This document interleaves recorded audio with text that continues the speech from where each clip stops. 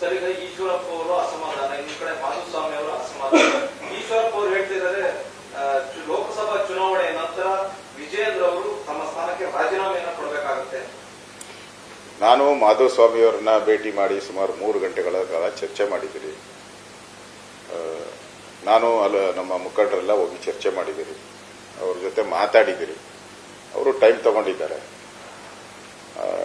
ನೋಡೋಣ, ಅವರು ಯಡಿಯೂರಪ್ಪನವ್ರ ಜೊತೆ ಒಂದ್ಸರಿ ಮಾತಾಡಿದ್ರೆ ಅವ್ರದ್ದು ಸರಿ ಹೋಗ್ಬೋದು ಅನಿಸ್ತೈತೆ. ಇದು ಈಶ್ವರಪ್ಪನವ್ರದ್ದು ಏನು ಮಾತುಕತೆ ಆಗಿದೆ, ಅದು 4 ಗೋಡೆ ಮಧ್ಯೆ ಆಗಿರೋದು, ಯಡಿಯೂರಪ್ಪನವರು ಮತ್ತು ಈಶ್ವರಪ್ಪನವ್ರ ಮಧ್ಯೆ ಆಗಿರುವಂತ ಮಾತುಕತೆ. ಅದು ನಮ್ಗೇನು ಗೊತ್ತಿಲ್ಲ, ಅದ್ರ ಬಗ್ಗೆ ಏನು ನಮ್ಗೆ ಗೊತ್ತಿಲ್ಲ. ಸೊ ಅವರಿಬ್ರು ಅದನ್ನ ಕುಳಿತುಕೊಂಡು ತೀರ್ಮಾನ ಮಾಡಿ ಅದರ ಬಗ್ಗೆ ಒಂದು ನಿಲುವನ್ನ ತೆಗೆದುಕೊಳ್ತಾರೆ ಅನ್ನೋ ವಿಶ್ವಾಸ ಇದೆ. ನನಗನ್ಸ್ತದೆ ಈಶ್ವರಪ್ಪನವ್ರು ನಮ್ಮ ಹಳೆಯ ಕಾರ್ಯಕರ್ತರು, ಯಾವುದೇ ಕಾರಣಕ್ಕೂ ಅವ್ರ ಪಾರ್ಟಿ ಬಿಡೋ ಪ್ರಶ್ನೆ ಇಲ್ಲ. ನನಗನ್ಸ್ತದೆ ಇನ್ನೊಂದು ವಾರದೊಳಗಡೆ ಈಶ್ವರಪ್ಪನವರು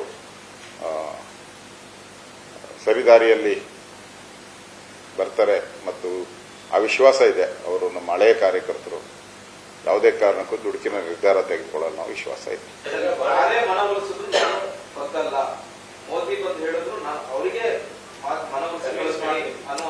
ನೋಡ್ತಾ ಇರಿ, ಒಂದು ವಾರ ಆದ್ಮೇಲೆ ಏನಾಗುತ್ತೆ.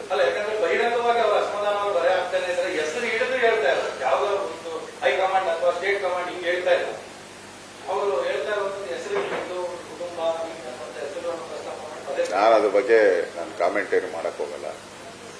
ಈಶ್ವರಪ್ಪನವ್ರದ್ದು 100% ಸರಿ ಹೋಗ್ತದೆ. ನಮ್ಮ ಕೇಂದ್ರ ನಾಯಕರು ಮಾತಾಡ್ತಾ ಇದ್ದಾರೆ, ಮತ್ತೆ ಯಡಿಯೂರಪ್ಪನವರು ಮಾತಾಡ್ತೀನಿ ಅಂತ ಹೇಳಿದ್ದಾರೆ.